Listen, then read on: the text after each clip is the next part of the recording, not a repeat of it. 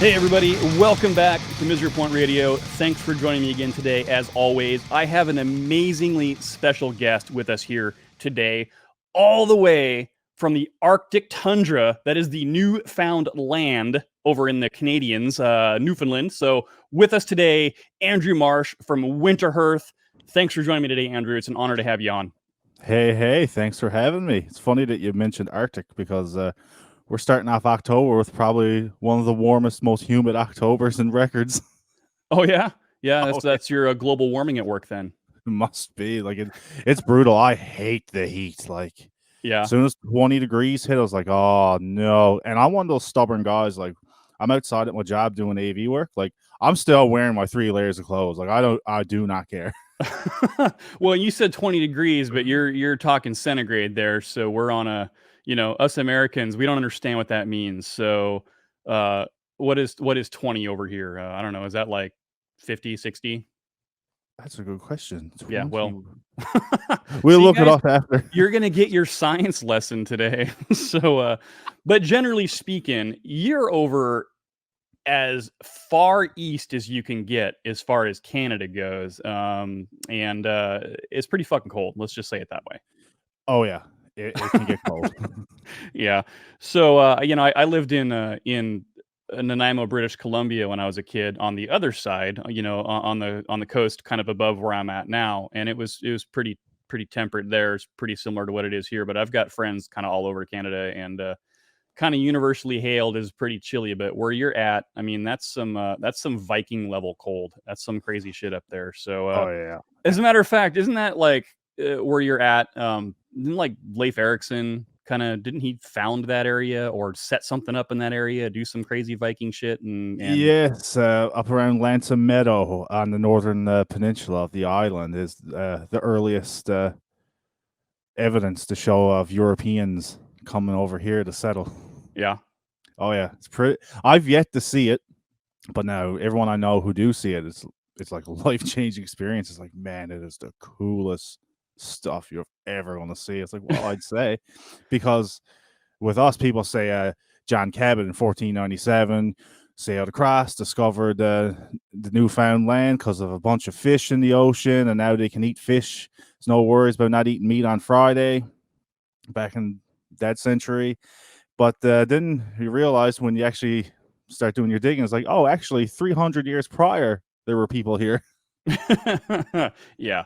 Yeah. We'll call that fake news history then. So you're on an island though, which I guess I didn't realize that. So Newfoundland is off of the mainland. That is correct. Okay. Or at least where you're at is off the mainland. So are you guys all kind of on ferry systems and things like that, I assume, or do you guys all just take private helicopters everywhere? Private helicopters out of the way. Sure. Uh, there is I can think of at least 3 ferry systems. One, it's Newfoundland, and then there's Labrador. Labrador is actually attached to the mainland. But Okay. when you take the ferry to Labrador, you actually go to Quebec, and then you drive up into Labrador. But then the 2 main ferries, there's one from Port aux Basques, which takes you north to Sydney, and then there's another one they call the Argentia route, which is, I think, at least twice the length. But that one, I feel they just try to reserve it for transport trucks. So Sure. they give you the scare price. It's like, well, for 3 bodies, $1,000, Mm. or I just drive 8 hours to the next ferry terminal and like spend what, $70 or $80 in gas and only pay $480. So, anyways, now that we've talked about Canada for a while, and we're gonna have Terrence and Philip on later on, if things go well. um, so you guys just released your third full-length album, Riverbed Empire, just kind of came out this last August. We're going to talk about that in a bit, but I want to get some things started with, kind of some band history. So this is your, you guys have been around for a while. So tell us about kind of how the band got together. Give us your origin story and, all that good stuff. Oh, get the popcorn ready. Yeah. It's a show. It's a shit show. Well, let's see. I'm 29 now. So about probably as early as 10, 12 years ago, the ideas began Okay. with my bud Robbie Butler, who was the original bass player for WinterheartH. we just be shooting the shit. And Robbie at the time was playing in a band, doing a lot of thrash metal covers, like really Metallica and Testament kind of thing. High school bands, we're talking now. Sure. And I sent him a demo to one of our tracks. It was just me at the time. And he's like, man, he's like, this is different from what I'm normally used to. I don't know much about the whole black death metal, grindcore kind of stuff. He's like, man, we got to start jamming.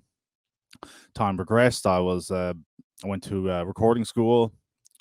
And through that, meeting people who also knew people, I got to meet, we got to have our original drummer, Mike Small. We started jamming. Didn't even have a band name with our first show. Our first show was on Valentine's Day. Oh, how sweet. Right? I want to say 2013. Yes, 2013. And we were like 2 days prior, and we still didn't have a band name. And for some reason, I just thought Misery Saint was the greatest band name ever. Their argument back was, we're not a funeral doom metal band, which sounds better for that kind of stuff. I was like, no way, man. This sounds awesome. Like, that sounds evil. And then I was like, well, what about Blasphemous Intent? I was just trying to come up with names, and the boys were dead set on not having a 2-word band name. I was like, we'll work for Iron Maiden and Judas Priest. So, I don't know. Someone shouted Scarlet Woman at one point. I was like, no, we're not like a gothic glam metal kind of mixture either. Not yet. So, not yet. Oh, yeah. Next album. So, I'm driving Robbie home from our practice, and a freak snowstorm happened. And I was like, oh, great. I'm here in my 2001 Cavalier, 2-door Cavalier, driving through a snowstorm. Hope the winter tires work. Now, if you'd have had your French-made Peugeot, right? Yeah, you'd have still been fucked, but you know. And Robbie just said, what about WinterheartH? And in 30 seconds, I was like, I think that's going to work. And at the time, I thought this was like this unique word he came up with. And he's like, make it one word, not two. I was like, okay, I'm cool with that. Then he told me after it was some sort of reference to Skyrim or Elder Scrolls. I wasn't much of a gamer at that point, or I was exiting my gamer life. So I didn't know much about RPGs. So I don't know how much truth there is to the relevance of that either, to be honest. So we start playing.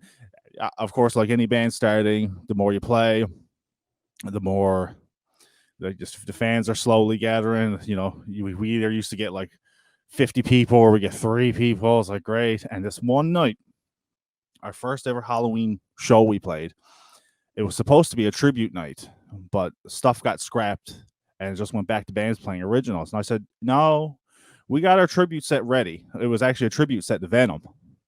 Oh, wow. And yeah, we did mostly, well, it was mostly just tracks off the first 3 albums. I wanted to do Primeval, but that's another story. And we said, let's just do it. Like, we practice it. Like, let's not let the fruits of our labor go to waste. And we did it. And usually Halloween weekend here is what we has Mardi Gras, so the whole place is just littered with drunk people dressed up like, I guess at that point they'd be dressed up like Walter White from Breaking Bad around that time. Nice.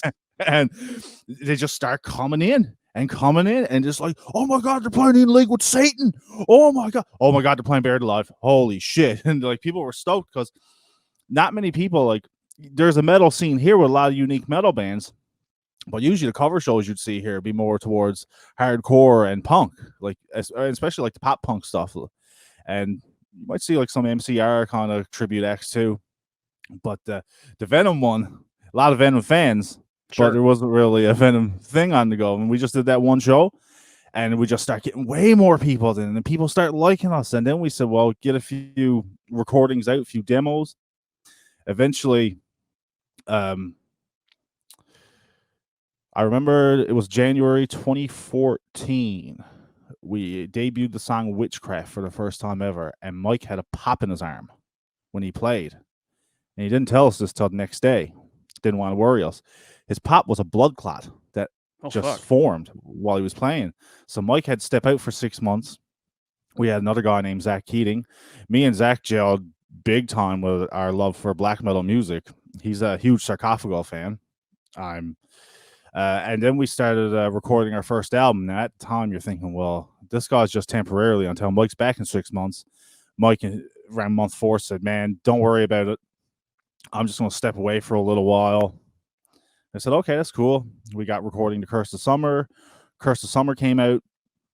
Then me and Zach went our separate paths. Mike came back. And of course, I made this mistake of your first album coming out. And of course, with our original drummer coming back, we were just wanting to go right into a second album. Sure. And then the following year, Resettlement came out. And that became, I understand, I guess some people call it the sophomore slump. Oh, Yeah, like some people say, well, the second album is not as good as the first album. Maybe we should let people digest the first album a bit more. Who knows? Now, the second album, Resettlement, was more of our love for the Gothenburg scene. So it was a bit of a, not a crazy change. It wasn't like the Black Album, the load reload change. oh, hit a hot button right there. Right. I love all those albums, by the way. I don't know why. I feel like if Bush released Load or Reload, it'd been a different story. Sure. Right. Just because Metallica's name is on it, is whatever it was. Like I heard a lot of Black Sabbath and Motorhead in it. Yeah, not to go down a huge rabbit hole about Metallica, but it's a very polarizing topic, because just like any band, when your band becomes associated with a sound, right? So for Yes. instance, early thrash, well, they're clearly pioneers. They're credited with more or less starting the movement. You can argue either way that there might have been other people, but really at the end of it, Metallica is always the name that comes up when you talk about kind of the origins of thrash metal as it became to be known.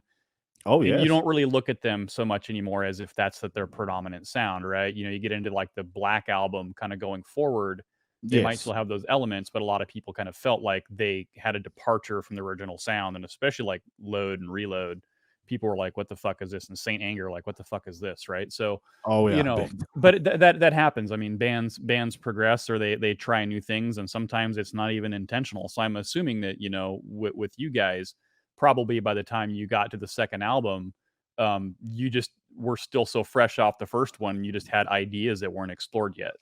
Exactly. And a lot of it too. I shouldn't say it was a total sophomore slump. Um, areas where we thought it was going to be well received, it wasn't. But areas where we thought we'd get no attention, it got super well received. People loved it, yeah. So it was a win lose, and it's not like we lost those people to begin with. They just clung on to Curse of Summer. Yeah.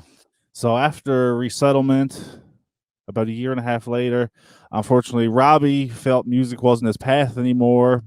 I mean, at that point, he was not long graduated from cooking school. I guess he just wanted to try something new in life. It sucked a little bit because this was a dude I've known probably since we were kids, really, because I went to school with his brother, so I've seen him in passing. Yeah.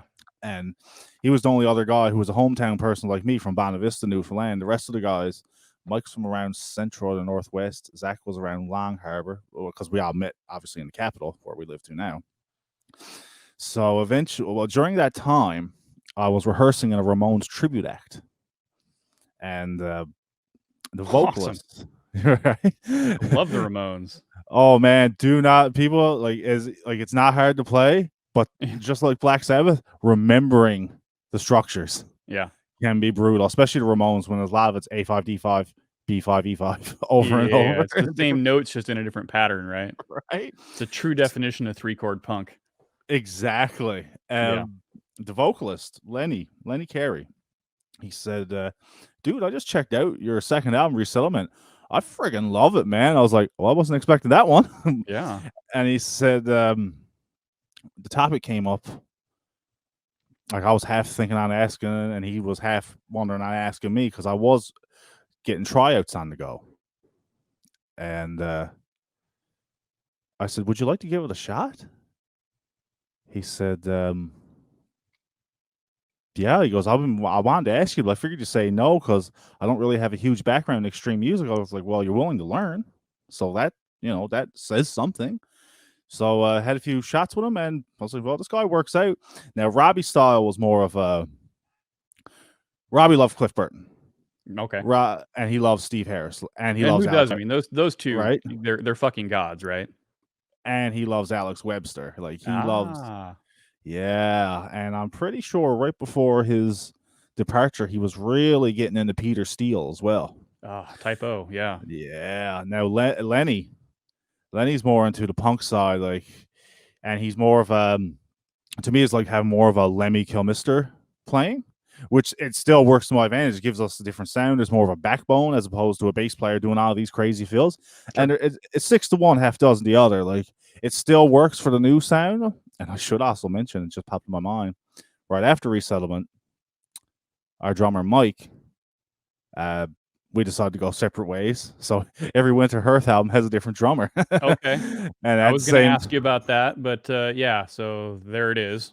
so it's a funny story about that one because the transition from Mike to Brad Ivany, he was playing in a band called Appian at the time, just a local band playing with his friends.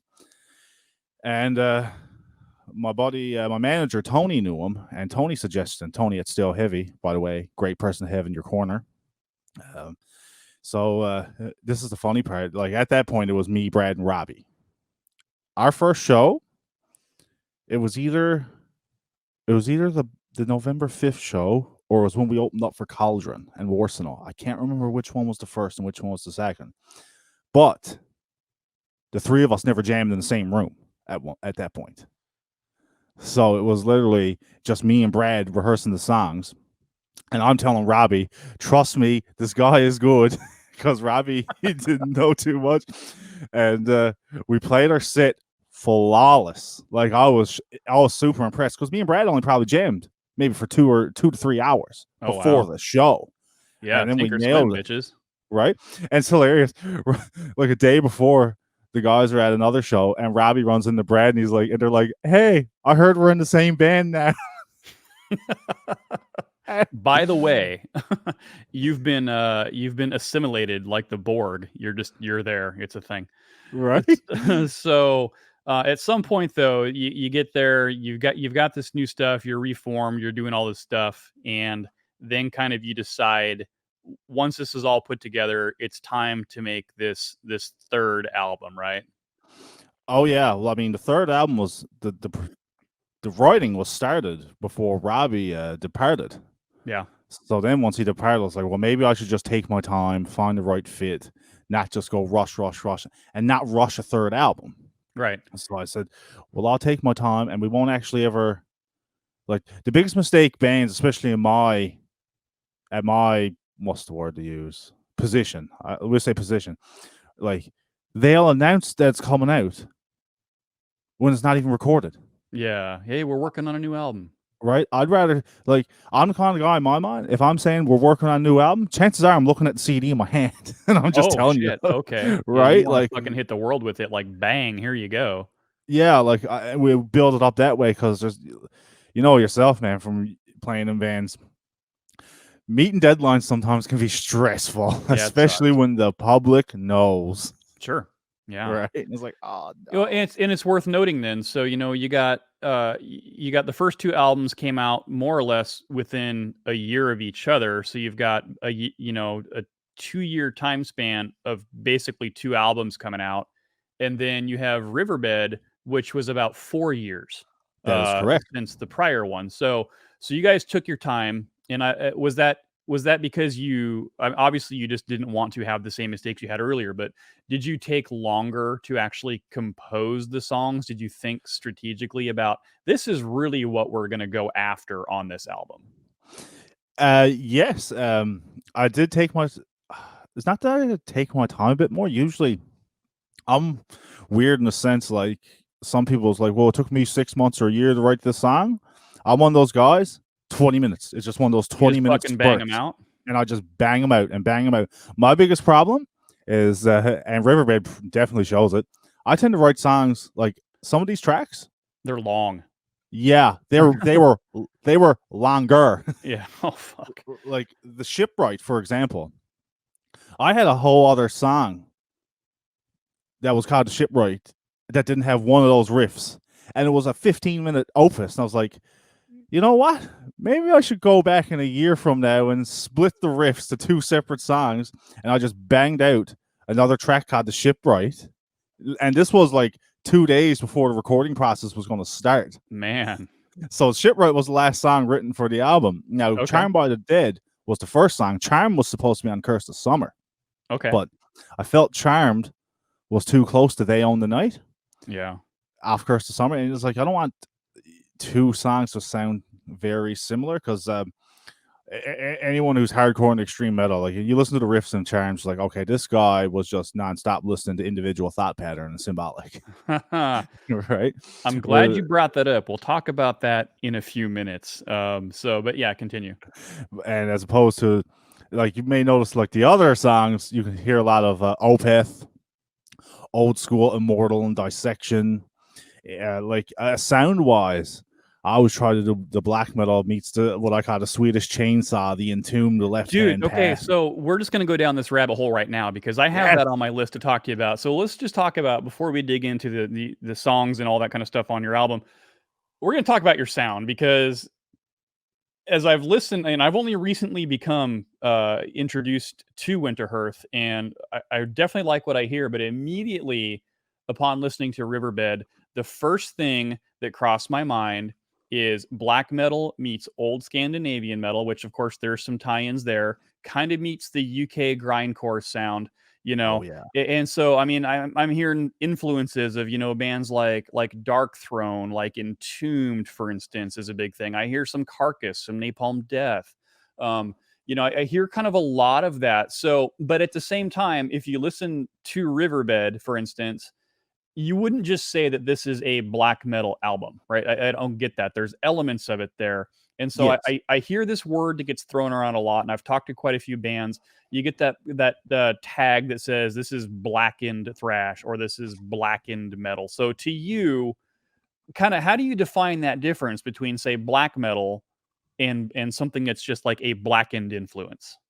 What I tell people who's not so familiar, the best way to describe black and thrash metal, uh, to me, it's a fancier term for a lot of the German dudes, like the Creators and the Sodoms. Like Agent Hmm. Orange to me would be the prime definition of black and thrash metal for Yeah. sure, or even old old school Sepultura, like maybe around schizophrenia area. Okay. Because to me, Schizophrenia, morbid visions, kind of stuff. yeah, to me, a lot of people don't give Sepultura enough credit on the early days, especially Morbid Visions, because like the whole war metal thing to me came from Morbid Visions Yeah. and Bestial Devastation. Like I'd imagine the guys in bands like Blasphemy, that's what they would be listening to, Yeah. when they were back in the 90s releasing their music. But yeah, Yeah, it's definitely a hugely missed opportunity, I think, for people to go back and check out some of that old stuff. But getting back to kind of you guys, then I characterize like a lot of your sound, for instance, where I get the black metal influence. You guys do like a lot of really fast alternate picking combined with the blast beats. It's got that very raw kind of a sound to it, but you can still hear all the instrumentation, so the mix is great, well, thank but you. it doesn't sound like producery or polished or stuff like that. It's very in your face and it's very raw, and that's very characteristic of early black metal. Picture like, I don't know, Dark Throne, not like Soul Side, because that was pretty straight ahead death. But getting into like the second, third, fourth albums Yep. of kind of that era is kind of where I see the black metal influence. And then I've got some notes, but you mentioned Shipwright, which is one of my favorite songs off of that album. Although Awesome. North Star Be My Guide is probably my favorite. And that one to me is really black metal meets grindcore. I mean, I get a Dark Throne meets Carcass off that fucking right off the top, and Nice. it's long. You kind of Blaze in the Northern Sky. That's kind of what I was thinking as far as like the Dark Throne era. That's kind of what that reminds me of. And then like Carcass wise, I was thinking like early Carcass, like Symphonies of Sickness kind of era. So before they got into, say, for instance, like Heartwork or Necroticism, which really kind of went down the more melodic route. Right. But North Star is a very fucking melodic song, actually. In fact, I think probably the most melodic song on that album, and it's like 8 minutes and some change. So you're talking about like a really really long tune that has a Yes. lot going on. So every time I listen to this album, I've probably digested it. I don't know, half a dozen times or so at this point, and I get something new out of it each time. But I keep Excellent. coming back to that one and to Shipwright as really being probably very complex structure wise, and having those particular elements of really like thrash and black metal. And then you get into like Marshlands, for instance, which is cool because that's like, we'll call that the fucking opus on that album, right? I mean, it's got a Yeah. lot going on. You had it's this really kind of folk inspired, intro, and then it's like boom, it just fucking kicks you in the nuts and it just jumps in, Yep. and all of a sudden you're screaming at people and you're freaking them out, and it's really cool. And then it has these really cool breakdowns. I mean, you guys really do a lot of dynamic changes, tempo changes, time signature changes. There's a lot going on with kind of all of your songs. So it really is kind of hard to define, I think, what your current sound is all about. But I just kind of keep coming back to black metal meets grindcore Yep. meets folk metal, and that's just the best of all three worlds, I think. Yeah, it's funny you mentioned North Star. North Star for released Winterhearth tunes is my favorite song too. Yeah. Oh yeah, really? Yep. Yeah. Funny the intro to North Star. I was like, all right, guys, the best way to describe the intro: just Sepultura the fuck out of the intro. Sepultura the fuck out of the intro. I kind of like that. So yeah, I'm curious though. I mean, you guys haven't given yourself like, black metal nicknames or anything. So or you haven't killed each other like say Varg or the old Mayhem stuff. So what's going on with that? Don't you want a little bit more black metal cred? Right? It's like, no, we didn't take names from Hellhammer tunes and use it as our nickname. Oh, throwing shade, bitches.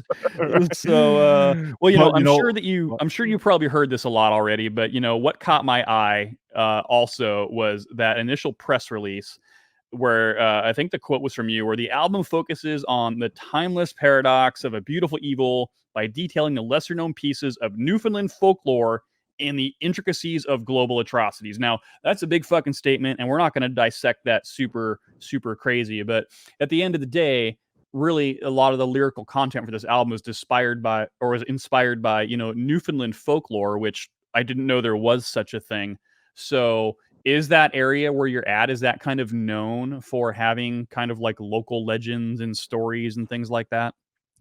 Oh yeah, for sure. I mean, like Marshlands was about picking. Some people call them bake apples, some people call them marshberries, cloudberries. So I took a bit of a horror spin onto it because to get the berries, people who pick berries, like you walk miles in the woods just to get a small patch and maybe fill up a quarter of your bucket. Okay. And it's like, there's a reason why it's $50 a gallon for those things because Yeah, you it's a got pain in to. the ass and a lot of work to get to them.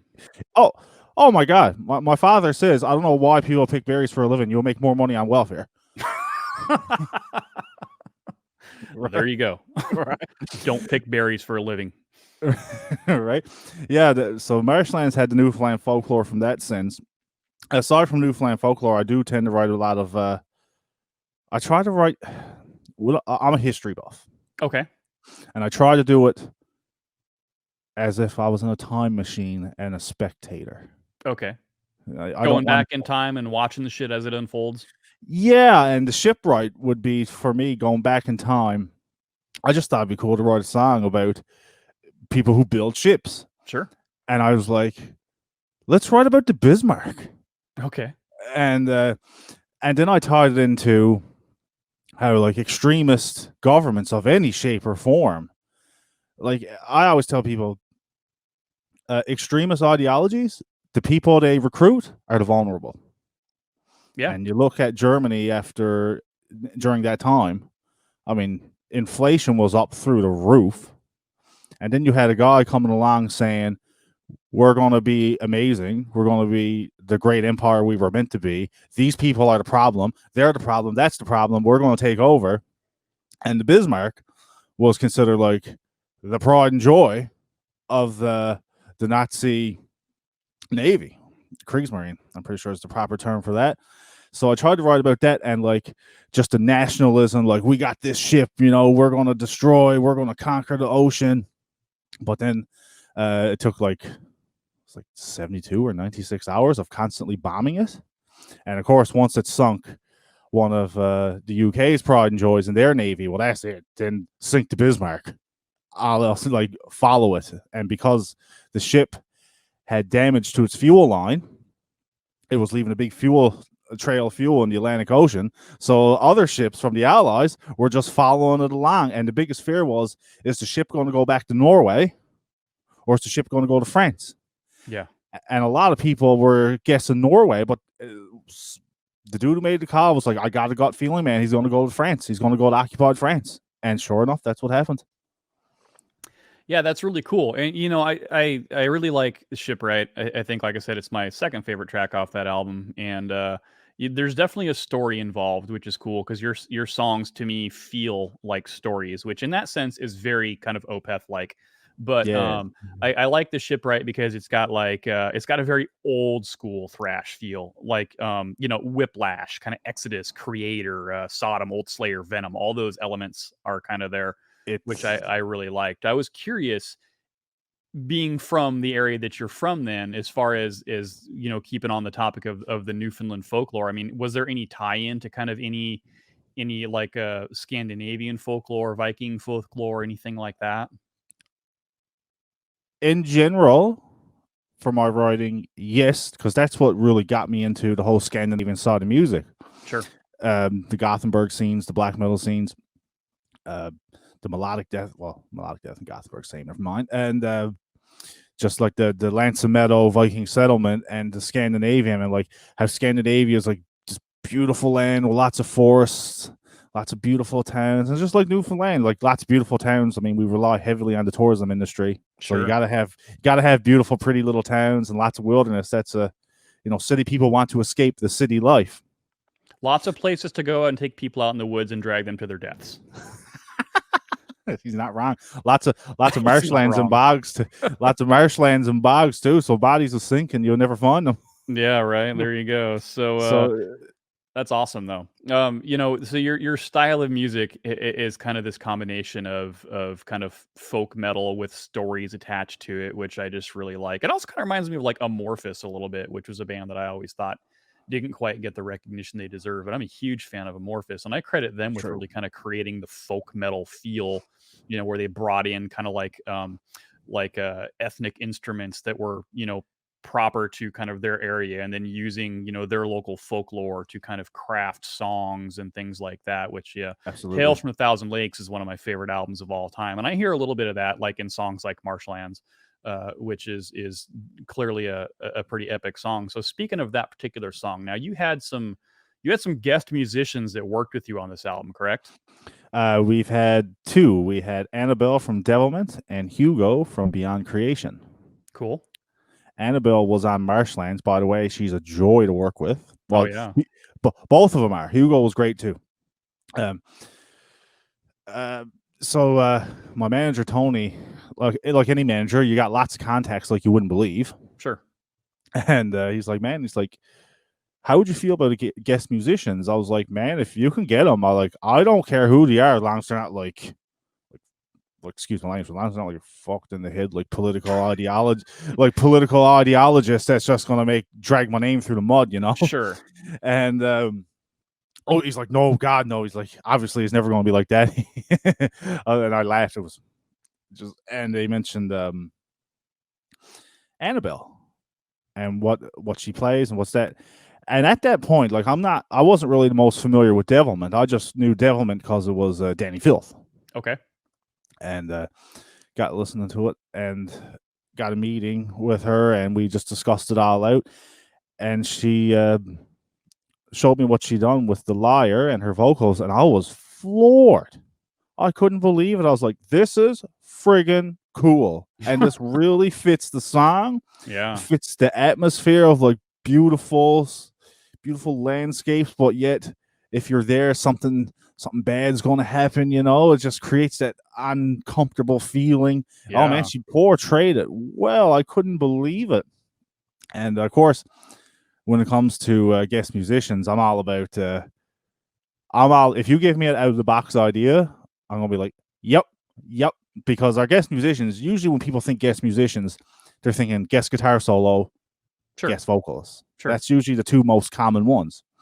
So Hugo, being the virtuoso that he is, in our title track, Riverbed Empire, we have what I call the Mellotron section. I have an Electro Harmonix Mel 9 pedal, which anyone who knows anything about Mellotrons know they're expensive. They are very expensive, yeah. Let alone get a one that works. right? I mean, and they're fragile. Like Yeah. when Genesis used to tour, didn't they just have a truck for the Mellotron That's because I it was heard that story. I don't know if that's true or not, but I would have a hard time believing it wasn't true.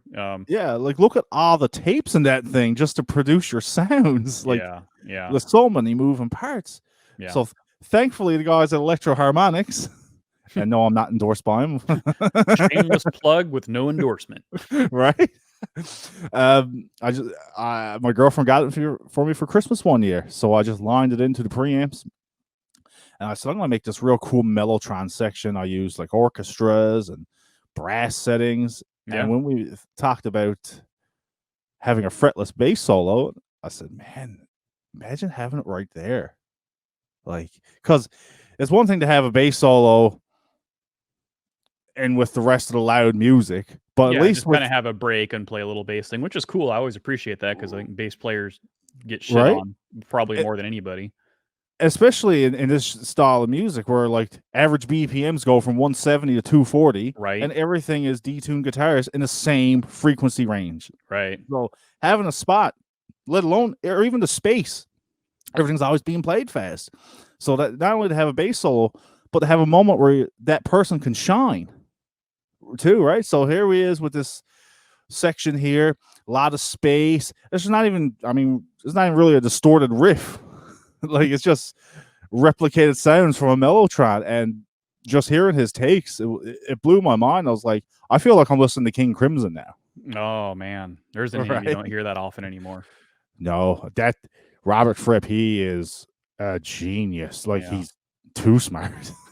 Yeah, so your guest musicians, they weren't just kinda come in, wham bam, thank you, ma'am, record your shit and get the fuck out. These guys had an actual kind of say in how their parts in the songs came out. They were included in the process. Yes, we showed the parts where we wanted them to be at, and we just said, basically, do what you think is right. Awesome. Well, it And of turned course, out killer. I mean, clearly thank you. their contributions are awesome. I guess I wanted to ask you too then. I mean, obviously you work in the AV field. You went to school Yep. for audio. Did you record this album and the others yourself? Yes. To Yes. answer that, because with Curse of Summer was literally me just scraping up what I can buy with, I'm starting out in life. Sure. So of course it wasn't going to be the most pristine production. Resettlement was the first time I ever used Logic, Okay. which I really enjoyed. Sure. But Mike, I'm going to give Mike the credit to that one because he mixed it more so than I did. All I really did in the post was the mastering. Okay. Now with Riverbed, I can't even comment on how the other guys record because of COVID at the time, gatherings were outlawed. Right. So it's like I'm not chancing like a $2,000 fine just to bring you to my house. So I was Sure. like, hey, guys, do whatever you want. I don't care how you do it. Just make it sound good. And like our drummer Brad, he also went to recording school too. Okay. Now Lenny, the bassist, he had Logic on his own computer, and he knew how to DI off a bass because he has enough hands-on experience. He knew how to like, well, I can just DI my bass and send you the stems. So I just kept getting stems to me. I just edited it all out, made sure it all worked fine. It was the first time for me personally I used solid state amplifiers in my recordings Oh, okay. because my Marshall JVM has a busted power transformer at the moment. Balls. Yep. So, now, did I see somewhere then solid state? So, like a Randall, right? Is that what you ended up rolling with, or did you go something I else? I ended up using a Randall RH100, and this one is from the same, I think 91, 92. That one is. It's an Okay. older amp. I got a lot of good trade. I traded a Mesa Boogie throttle box pedal for it. The pedal just wasn't working out for me. Sure. So I used that through my trainer 412, and I had a Boss MT2 Metal Zone lying around. A I was like, metal zone, yeah. everyone makes fun of this pedal. A And controversial metal zone with that massive mid scoop. right. And at the time I didn't have, because of COVID, I didn't have the resources or to get an original HM. I was like, you know what? Let's just do the old effects loop and see what happens. And I was like, Yeah. oh wow, this is great. So one rhythm track would be recorded just straight in with the amp. And I only use one SM57. I didn't even bother to to stereo track it. Oh, okay. Yeah, sometimes I just find for me personally, I can get a bigger sound with less. I don't know what it And is. then you just recorded extra tracks then, I'm assuming. Just Yeah. yeah. So, so you went solid state, and then all you guys though, you recorded separately. They sent you stems. You assembled the project. I'm assuming probably in Pro Tools or Logic then. Pro Tools. Okay, right I'm on. a Pro Tools nerd, but I unfortunately don't have the most up to date Pro Tools. Hey, it all still works. Exactly. But you weren't doing like live sessions and recording them simultaneously. You guys literally pieced this together. Yes, it was That's all fucking done on. hardcore, dude. Oh yeah, all done on our own time, and luckily, I like editing more than I like mixing. Like you can give me tracks to splice all day, especially in the world of Control Z. I can splice all Contr day. Right? That's awesome. Control Z. So, live it, learn it, love it. Yep. So cool. So you basically though, as far as crafting the sound, that is more or less kind of where you come into this and you're assembling it, you're putting it together, you're doing the editing. Now, did you also mix it and master, or did you send that outbound to do somewhere else? I did all that myself too, and Look at you, fucking glory hog. right. Usually, sometimes people criticize the fact I don't put the vocals on top, just because I like the old school kind of approach. Like when you listen to like early Bathory albums, like if I was doing like a more deathcore Whitechapel kind of thing, I'd have the vocals on top. It Okay. just it suits the style. But I try to do like I try to still make it sound modern, but I still want that classic touch. Like the same reason why someone gets stoked because they got a Saxon album on. I know it's a weird example, but you know, Yeah, and so that was I kinda wasn't gonna ask you about it, but since you brought it up, I mean, yeah, the vocals sit in the mix, like, right there with the guitars. yes, So, that was an intentional thing. that was intentional. Yep, just because I mean, you listen to a lot of early second wave kind of black metal stuff, like the early Immortal albums. Same thing. Like Mhm. the vocals are a bit more buried. I find it gives a for this kind of music, it gives a great ambience as well. It's very raw. I mean, it Yeah. definitely and it also kinda makes it where, in some cases, kind of like the goal of that time frame with that particular genre as it was unfolding was where everything was one. It wasn't like Yep. anything stood out above the other. You kind of hear everything equally. And that's kind of what I get Yep. out of Riverbed Empire until you get to parts where specifically the goal is to, hey, listen, we're going to have this breakdown. But as far as like Yep. the main kind of heavy, kind of dark metal elements, you go for that sound and then you completely change it up and bring in these other super melodic elements, great slowdown passages, great bridges and breaks and things like that. Also, wanted to point out that you guys don't do typical song structure like, verse, chorus, versey kind of shit. It's Nope. like a perpetual rolling, changing, 10 minutes of fucking different shit in your face. And I mean, it's not all like that, of course, but No, no. it's definitely the way that you've mixed it when those other elements come in, you recognize them more. Like they're Yes. there and they're even more jarring and even more in your face, which I think is pretty awesome. Yeah, thank you. You can thank my love friend Justice for All for that one. And justice for all, but no justice for Jason. That's right. So, yeah, well, that's great. And then I'm curious. Then, so you released some kind of singles ahead of time, of course, and then you chose to do a lyric video for Charmed, and Charmed starts Yes. out like super fucking abrupt, right? It just goes Oh yeah. boom, you're in the song. So, Yep. what was the reasoning behind choosing that song as kind of your lyric video? Um, I think a lot of it was of all the tracks on the album, Charm was probably the most single structured, Okay. and it's probably one of the I can only think of one or two other songs where we have just like you said, boom right into it. Yeah. And I tried to actually I tried to make a catchy hook with the lyrics. And it's like, when the dark devoured light. I was like, that'd be pretty cool for a lyric video. And of course, my manager, Tony, mentioned the lyric video to me before I even, like he said, like, would you ever consider a lyric video? I was like, well, of course. The more Sure. out there, the happier. We got our friend Sean Murphy, who's currently in film production school. He told us how so many horror films are public domain, how you can have a cool montage of horror films that will go with the song quite well. I Yeah. remember the first draft I seen, I couldn't believe it, because I'm, for film and editing film, I'm so out of my element. It's like, why is the camera on that angle and not this other angle? Like, I'm just Right. everything's over my head. So it's not going to be take much to impress me for film, because I'm just like, whoa. But like, the font he used was great, and Charmed is probably the most radio structured song we got. Like, it starts off with hook from the chorus, and it's the chorus riff, verse to a cool refrain, verse, refrain, chorus. The bridge is not very long. Anyone who knows WinterheartH well knows our bridges sometimes can be 3 or 4 minutes. Again, Yeah. thanking Justice for all. The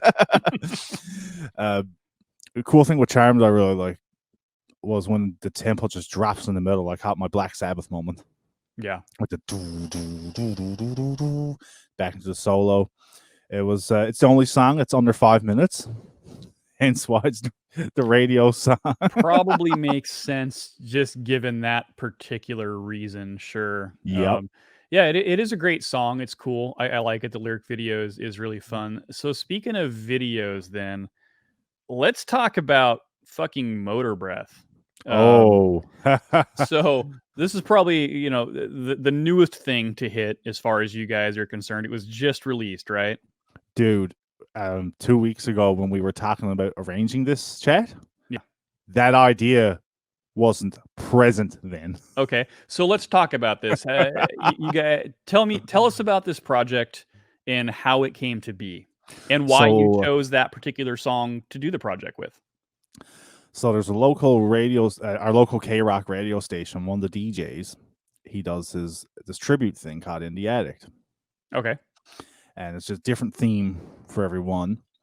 And he was doing a Metallica one.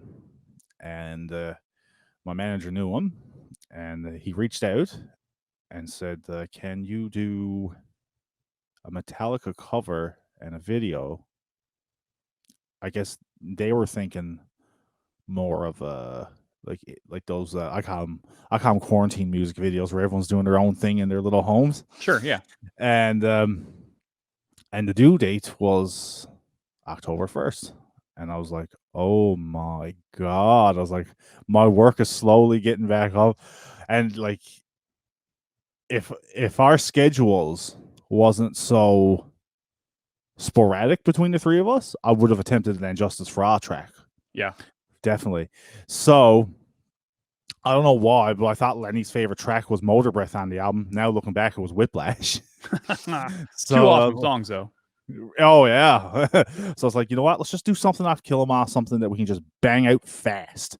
Don't have to worry about layering guitars. Just do the rhythm, the leads. So I was like, well, Lenny's favorite song is Motor Breath, so he definitely knows it now. And he's like, I've never ever tried to learn that song before. Whiplash is my favorite song. I was like, oh crap. Oops. Oopsie. So thankfully, working at an AV warehouse, I managed to get some microphones for a night. Got Brad down the basement, recorded it really quick, did my guitar parts, did everything like you do for a proper video shoot. Sure. Manager got us a great location. We did the video. The video reminds me of I call it an early 80s European metal video. Okay. And now the more I'm thinking about it, it reminds me, I don't know why, it reminds me of this song and this video. Are you familiar with the band Bitch? Like they were like an underground band called Bitch from like the early 80s. They were probably most known from the PMRC stuff. Okay. No, I'm not. But that you mentioned PMRC. Obviously, that was a big deal back in the day with Dee Snider getting involved. And, yeah. kind of and fucking John Denver. So, right? It was pretty cool. So anyways, go ahead. But yeah, it reminded me the band Bitch. It was just hilarious. I almost caught you off guard when I said Yeah, you did. that. Like, did I hear that right? um, they have an album called "Be My Slave." I'm pretty sure that's the first album, and basically it's a fronted band. Mrs. is playing like a dominatrix kind of character, but like the setting of it was clearly recorded at a club, just like our location was a club in the daytime that wasn't open that we managed to Sure. get access to. Did all that, and just the way the camera angles are and everything, it just reminds me of it so much. It's like I do love that song. It's literally, if you get a chance to listen to it, it's literally if Venom just sang about S&M. And had a female dominatrix frontman, but like just for some reason it just puts like the early days of MTV in my mind when people were just the ideas were exploding, and I love the video, I must say. And now I never ever thought I would ever record Motor Breath of all Metallica songs. I figured I'd be a Disposable Heroes or then Justice for All, like the title track, or a Dyer's Eve. I never ever imagined me doing something off Kill 'Em All. Of course I had to Mustaine the solos. Yeah. If it's Kill 'Em All, I was like, I gotta Dave Mustaine these now. I was like, I Yeah. gotta do like Killing Is My Business era Dave Mustaine, fast box pentatonics. Yeah, that's funny. That I Dave Mustained it. That's you've coined a new phrase in the English lexicon of describing a guitar playing style. So yeah, the video came out really cool. It was Thank you. awesome. I think especially it kind of blows my mind now that you're telling me that that was really a project that was put together with like zero time involved. That's pretty epic. Let's see. I talked to you. That was 2 weeks ago. We Yeah. discussed this day, so Hmm. that was Saturday. The idea, the the offer was presented to me that following Wednesday. Fuck. Friday the tracks were recorded. Sunday the video was shot. So that was all in 4 days. That's And like, insane, dude. That's oh, I just have a bad tendency of not saying no. Well, hey, yeah, I think in this case it worked out pretty cool because what it did was it gives you something else. So you've got River Red Empire comes out, right? You guys Yep, can't really go out and play shows, for instance. I know that exactly. there's a lot of people out there doing things like, the live streams and audience engagement, but now this gives you one more kind of thing that you can present to your fan base to kind of keep them engaged. What else is on the books? Do you have other things that are planned that you can talk about as far as Oh, until you can can't play shows? can't really talk about it. The most I can say is we're looking at the live stream Okay, avenue to see if it's feasible. Excuse me, sorry. sure. See if it's feasible. And of course, being an AV guy, if I half-ass it, I want to get made fun of at work the next day. Oh, yeah, yeah, right. Right? It's like, so I'm really going to see logistics and the monetary aspects to that. And now I'm just thinking about the Motor Breath video. Sorry to go back. It really it really puts off that garage days feel, like the Oh, fuck yeah, it transitions and does. stuff. Yeah. Our friend Rick Tizard filmed that for us, and God love him for doing this and such a last minute thing. I Yeah, gotta say. But yeah, no, other than that, mainly just a lot. We're thinking on live stream stuff. If it happens, cool. If it don't, hopefully you see us in person when the pandemic starts to simmer down. If it simmers down, who knows? yeah, But there is a lot of stuff in the back books that could take me. We're talking years of planning, because like oh, I can't just do one thing and be like, now what? I gotta have like the next 5 things in my mind, right. right? So, I know that you had mentioned that you are somebody who kind of writes and you just kind of you bang out these songs, and I know that Riverbed just came out. Are you already thinking since you think future, are you thinking next album material-wise as well? It's safe for me to say on my computer, with the amount of tracking that I do, because as soon as I get an idea in my head, I open up Pro Tools and I You tempo just map it. fucking put it down. And I just open up Amplitude, I DI it just so I have it. Yeah, I can safely say, with what's there now, I can easily do I I can easily do 2 full lengths and an EP worth of material yeah. right now. So So there's no shortage of stuff for people to kind of look forward to is what you're saying. Oh God, no! Unless I say I'm sick of this, not doing it anymore. Well, um, I don't see that being a thing, and I don't think people are ready for you to kind of throw in the fucking hatchet yet. So that's awesome. I think Riverbed is an awesome album. oh, thank you. The Motor Breath thing was just a pleasant surprise, kind of out of nowhere. And as far as doing Metallica tributes, which a lot of people are on the fence about people doing those, I think this was very well done. And I think you guys put your own flavor on it, definitely, Oh, thank you. because it didn't sound like any other Metallica cover I've heard, which is really fucking cool. And you've got some other cool stuff kind of in the works. So congratulations on all that. That is Oh, epic. thank you. Before we close this out, I want to play just a quick little game of this or that with you. You ready for this? Okay. All right, here we go. All right, Venom or Slayer? Oh shit. Your life Venom. depends on your answers, by the way. I'm gonna say Venom, although I want to say Hell Awaits Slayer, but I gotta say Venom because if it Yeah. wasn't for Venom, you wouldn't have Slayer. Hey, there you go. All right, man. Dark Throne or Dissection? Oh, you are throwing the hard ones. Shit. I have to say Dark Throne. All right. Celtic Frost or Bathory? Celtic Frost. Fucking, he says no contest there. Carcass or Napalm Death?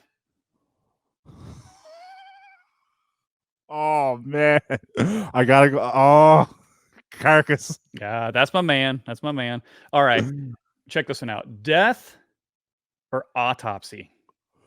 Oh, oh shit. I'm gonna have to go with Autopsy just because they're the underdogs. I feel. Wow, look at that. Going back to the old school.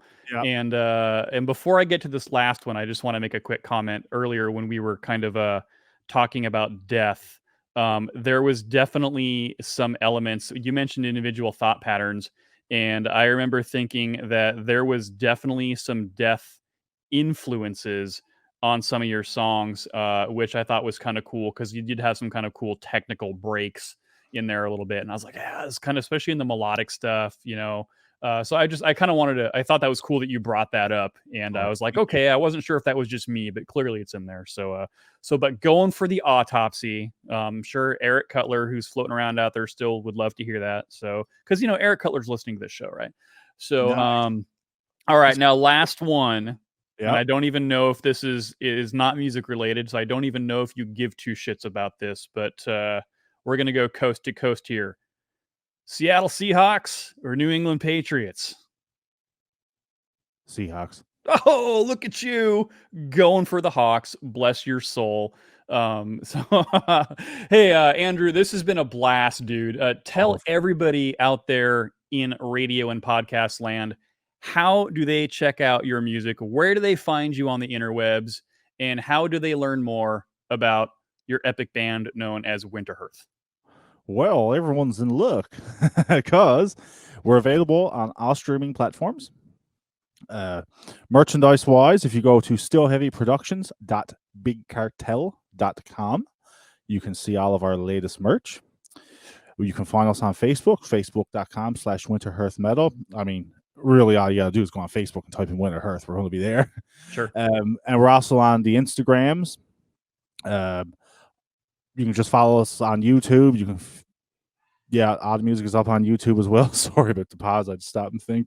No problem. But yeah, Cool. that's our main platforms. And then do you have physical albums, or are they all just streaming at this point? Curse of Summer Resettlement. Unfortunately, we have none left. Maybe there will be a repressing. Who knows? Sold out, man. Right. So I sold out. Sold to the devil. Riverbed Empire again. Stillheavyproductions.bigcartel.com. You can get a nice, pretty CD copy of Riverbed Empire. We also got bandanas. That's new for us too. You can get bandanas of the artwork. Yeah, and cover up your fucking ugly faces with those bandanas, guys. Do the Right. world a favor. Right. So awesome. Well, hey man, thank you so much for joining me today, for talking about your band, for giving us some history, and Oh, also thank you for daring to be a little bit different in this time where a lot of stuff kind of sounds the same in a lot of ways. So props to you. and your band for doing some Oh, awesome thank you. music and for keeping us all entertained while we're on lockdown. It's been awesome having you on Oh, the show. thank you for doing these awesome podcasts. Woohoo! Yeah, everybody wins, right? Right? All right. So check them out, guys. All the streaming platforms, stock them on social media, go to all their websites, buy all of their merch, make sure that they sell out of everything, and keep your eyes and ears peeled for WinterheartH if you haven't heard the last of them. Andrew Marsh, thank you very much, brother. Peace out. And what he said about buying the merch, I'm not sure. Everyone who likes Rick and Morty is like he said in season 4, buy. Keep buying. Nobody's buying because this fucking virus. All right, guys. We'll see you next time.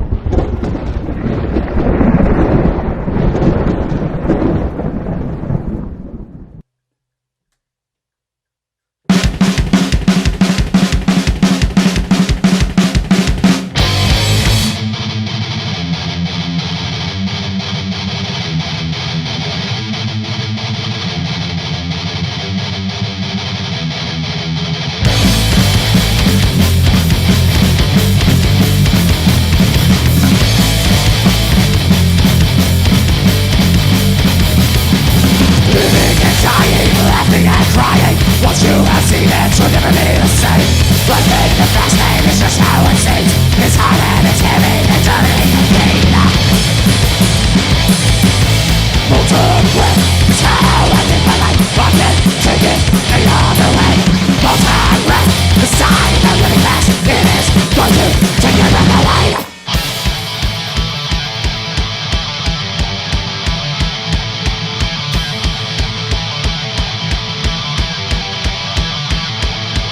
Don't stop for nothing, it's full speed or nothing. I'll take you now, you know whatever's in my way. Giving your things a try, shooting the light. Sending the shivers back down my spine. Molten breath is how I live my life. I can't take it any other way. Molten breath, the sign of living fast. It is going to take your breath away.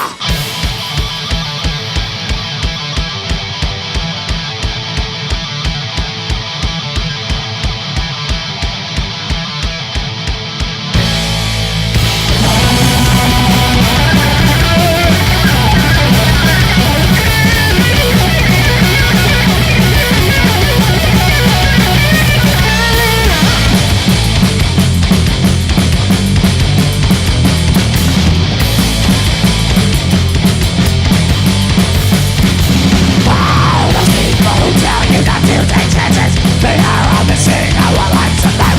You only live once, so take hold of the chance. You end up